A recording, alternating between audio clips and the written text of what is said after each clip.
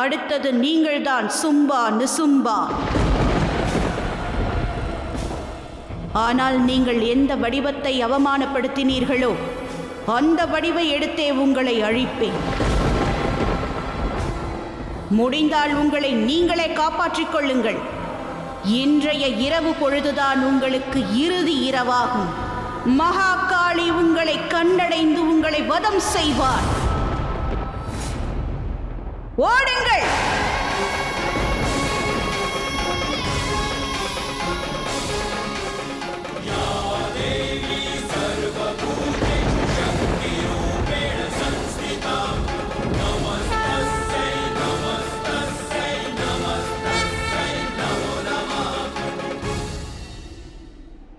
நவதுர்க்கைகளின் கதைகளில் ஒன்றான இக்கதை மிகவும் சிறப்பு வாய்ந்ததாக இருக்கும். மகிஷாசுர மர்தினியாக உனக்கான இந்த வடிவம் கார்த்தியாயினி என்ற பெயர் கொண்டு அழைக்கப்படும்.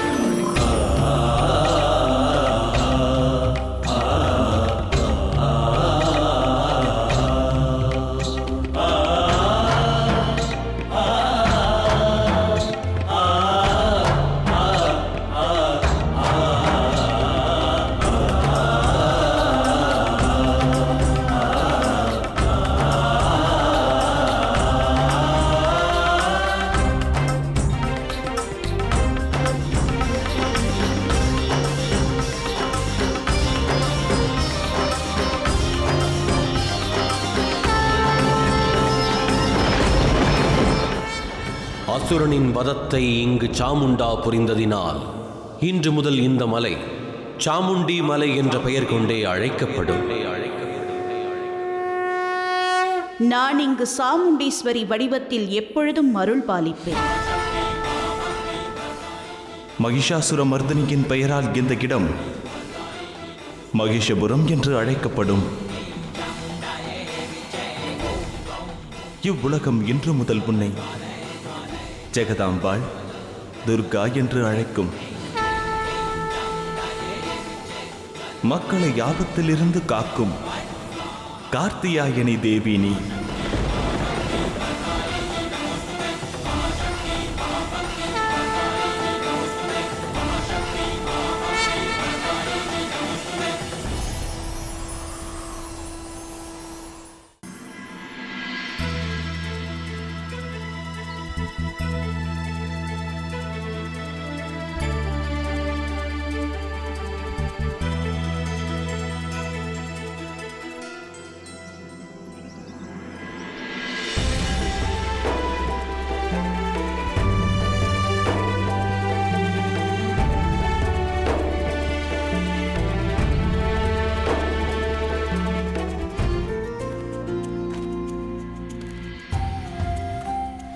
உனது தாயின் 9 வடிவ கதைகளையும் கேட்க ஆசைப்பட்டாயே?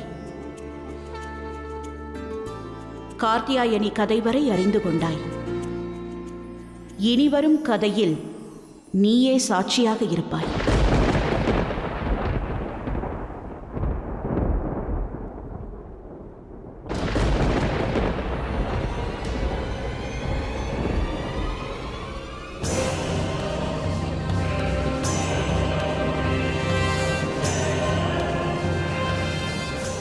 இது சாதாரண இரவு அல்ல கார்த்திகேயா. இது அழிவுக்கான இரவாகும்.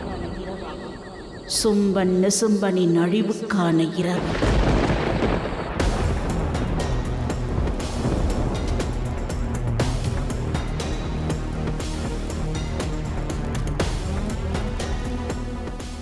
நம் அழிவு ஆரம்பமாகிவிட்டது.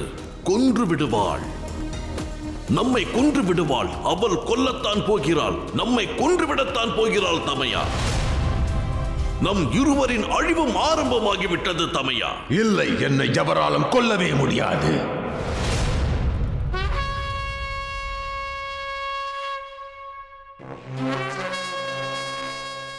நாம் அனைவரும் தயாராக உள்ளோம்.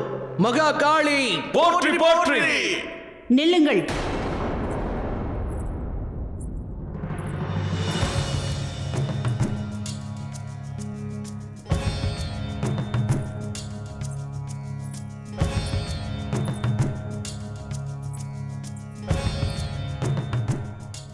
தாங்கள் அனைவரும் யுத்தத்திற்கான ஆடைகளுடன் ஏன் இருக்கிறீர்கள்? ஏனென்றால் யுத்தம் இன்னும் முடியவில்லை தாயே. தாங்கள் தான் கூறினீர்களே இன்று இரவு சும்பனும் நிசும்பனும் அழியப் போகிறார்கள் என்று. அதற்காகத்தான் நாங்கள் அனைவரும் இங்கு ஒன்று கூடியுள்ளோம். போர் நிச்சயம் நடக்கும் கார்த்திகேயா. ஆனால் இம்முறை எந்த சேனையும் தேவையில்லை. நான் தனியாக சென்று அவர்களின் கதையை முடிப்பேன். ஆனால் தாயே, தாங்கள் தனியாகவா? ஒரு பெண்ணால் தனித்து செயல்பட முடியாதென்ற எண்ணத்தை மாற்ற வேண்டும் கார்த்திகேயா. ஒரு பெண்ணை ஏளனமாக நினைத்தவனுக்கு எதிரானதுதான் இந்த யுத்தம். பெண்ணை அவமதித்தவன் அவன். மீண்டும் மீண்டும் அவள் தன்மானத்துடன் விளையாடியவன். அவளை ஏளனமாக எள்ளி நகையாடியவன். இன்று இரவு அந்த இரு துஷ்டர்களையும் நாசம் செய்து நான் அனைத்திற்கும் ஒரு முடிவு கட்டுவேன். நிச்சயம் அவர்கள் ஒளிந்திருப்பார்கள். ஆகையால் அவர்களை தேடுவதற்கு நாங்கள் அனைவரும் உதவி செய்யலாம் அல்லவா? இன்றைய இரவு முக்கியமானது. அந்த சும்பனும் நிசும்பனும் தப்பிக்க இயலாது. தாங்கள் எதற்காக இந்த இரவை தேர்ந்தெடுத்தீர்கள்? ஏனெனில் பகல் ஆண்களுக்கானது.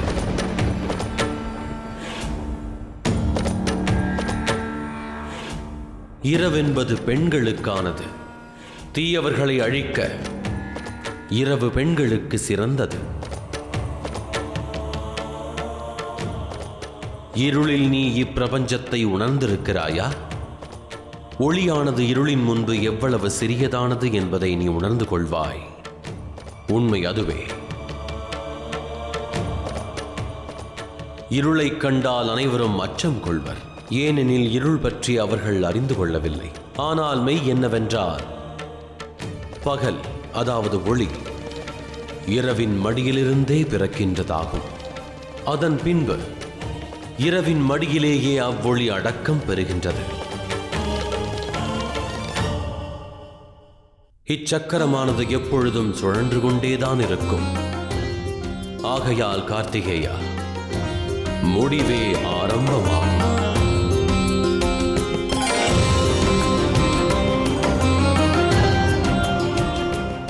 இச்சமயம் சும்பன் மற்றும் நிசும்பனின் அழிவு ஆரம்பமாகிவிட்டது.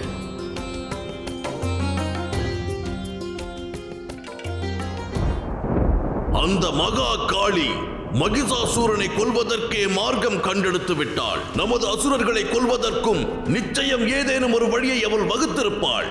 அவள் இறந்தாலும் நம்மை கொல்வதற்கென்றே மீண்டும் பிறப்பெடுப்பாள் அவள். இப்பொழுது ஒரே ஒரு வழியே உள்ளது. போர் ஒன்றே வழி, இறுதி போர் ஒன்றே வழி. இந்த இரவோடு இரவாக அவளை அழித்தாக வேண்டும். முட்டாள் போல் உளராதே நிசும்பா.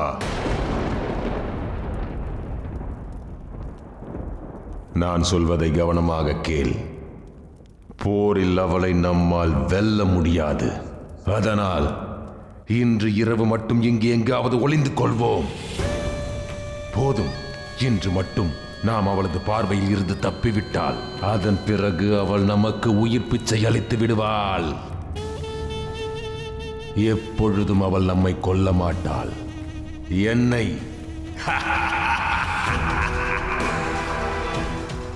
கொல்லவே மாட்டாள்.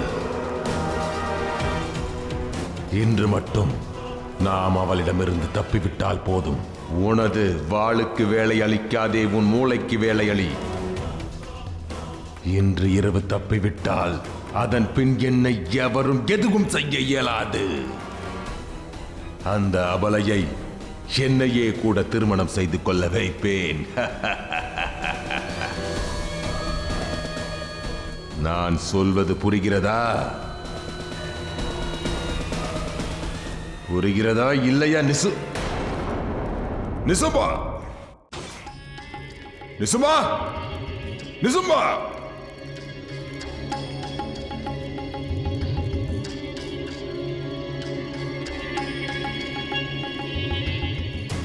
நிசும்பா.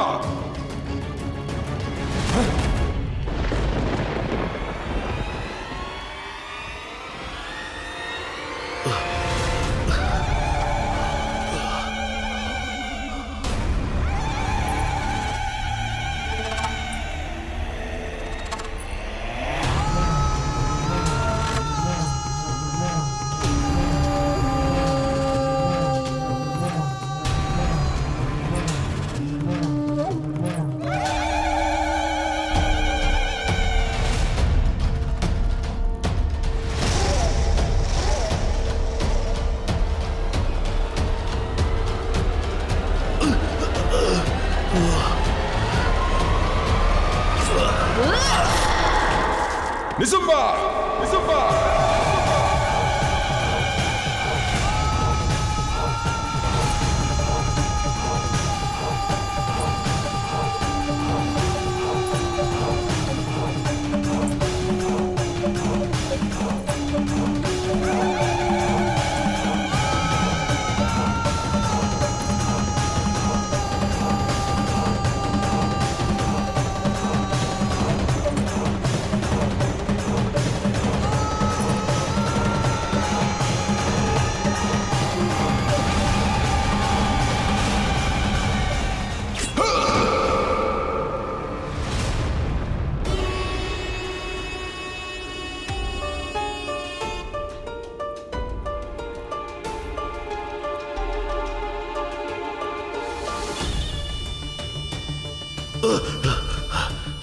என்னவாயிற்று தமையா? ஒன்றுமில்லை. நாம் எப்படியாவது இன்றிரவு தப்பித்தாக வேண்டும். இன்று ஓரிரவு மட்டும்.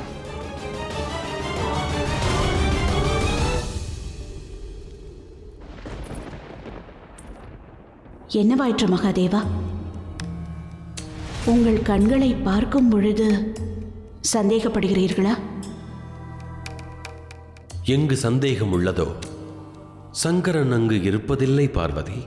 சந்தேகம் இல்லை என்றால் பிறகு என்ன? அக்கறை. மனதில் அக்கறை வெளிப்படுகின்றது.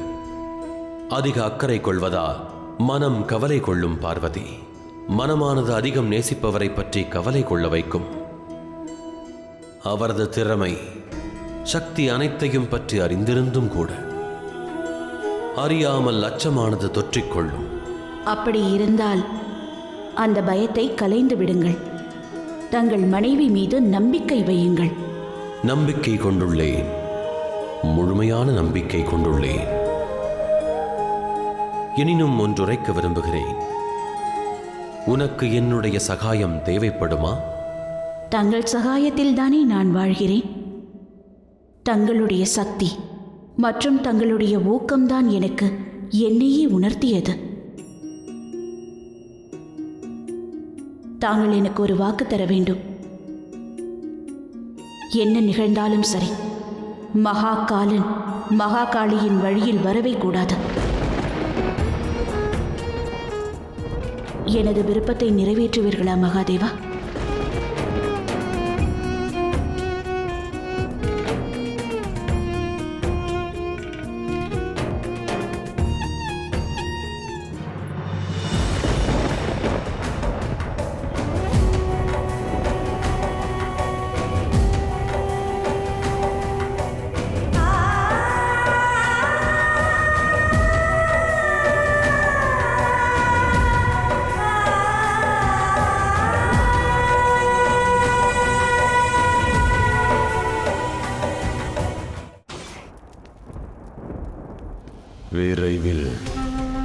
விரைவிலேயே இன்று சூரியன் உதயமாகிவிட்டால் போதும்.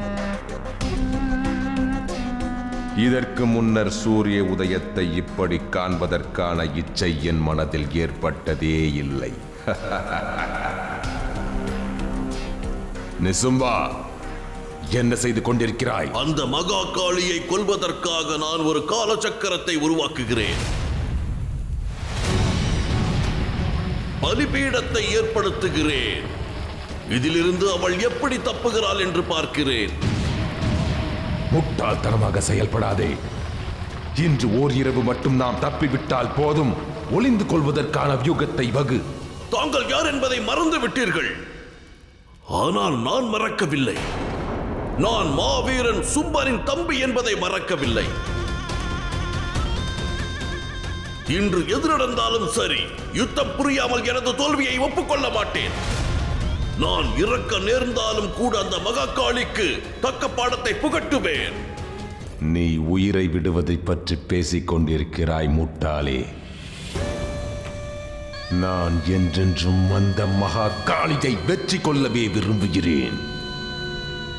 இன்று இரவு மட்டும் நாம் தப்பிவிட்டால் பிறகு நாம் மரணத்தையே வென்று விடுவோம்.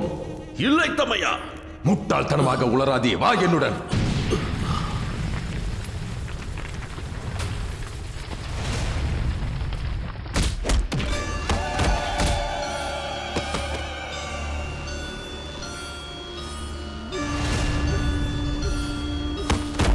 அந்தமும் நானே,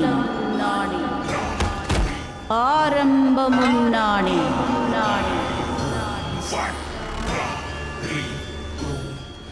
காளியும் நானே, மகா காளியும் நானே.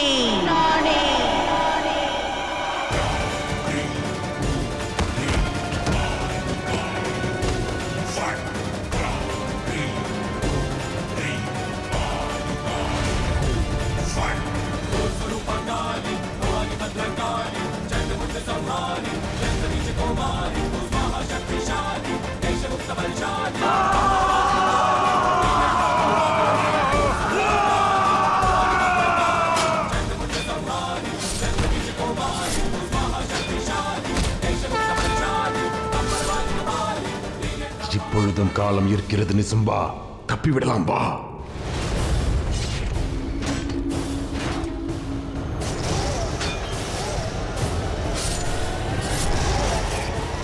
நிறுத்து.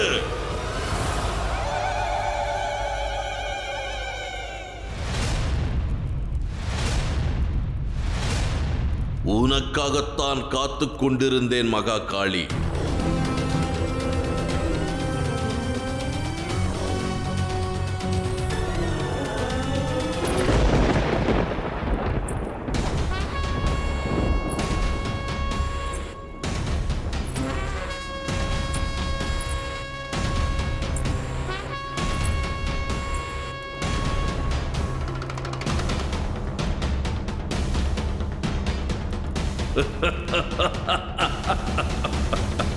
இறுதியாக எனது மரண மண்டபத்தை அடைந்து விட்டாய் நீ.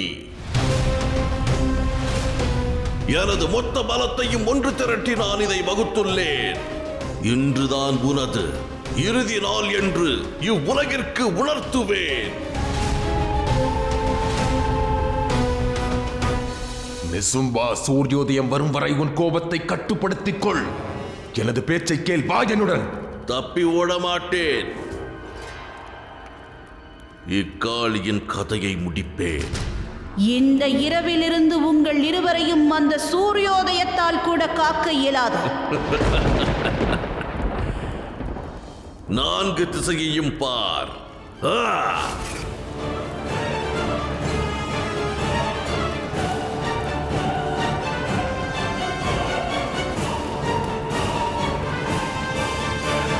இது என்னவென்று மனதிற்குள் குழம்புகின்றாயா? இதிலிருந்து நாம் இருவரில் ஒருவர் மட்டும்தான் வெளியில் செல்ல முடியும்.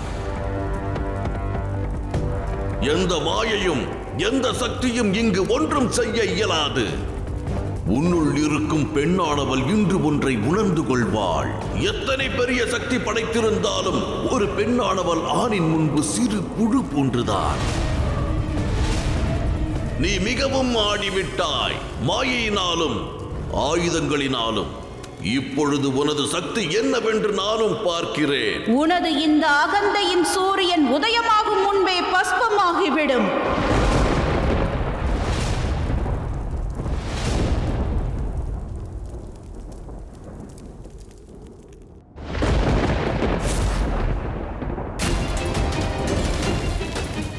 என்னவாயிற்று தந்தையே?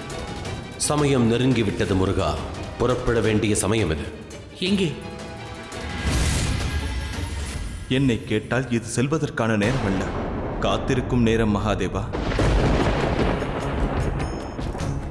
விசித்திரமாக உள்ளது நாராயணா. சற்று நேரம் முன்பு காளி அங்கு சென்று தாக்க வேண்டும் என்று நான் எண்ணினேன். தாங்களோ அதை தடுக்க வேண்டும் என்று எண்ணினீர்கள். ஆனால் இப்பொழுது நான் செல்ல விரும்புகிறேன். தாங்கள் என்னை தடுக்க வந்துள்ளீர்கள். எனில் அதுதான் தேவை. தாங்கள் அங்கு செல்வதால் பிரச்சனை அதிகரிக்கத்தான் செய்யும். அவளை தடுப்பது எளிதான காரியமல்ல. அதனால் என் தங்கைக்குத்தான் துன்பம். அதை நான் விரும்பவில்லை. எனினும் என் கடமையை செய்யாமல் இருக்க இயலாத நாராயணா. தாங்கள் என்ன செய்ய போகிறீர்கள் தந்தையே? ஆற்ற வேண்டியதை நிறைவேற்றியே ஆக வேண்டும்.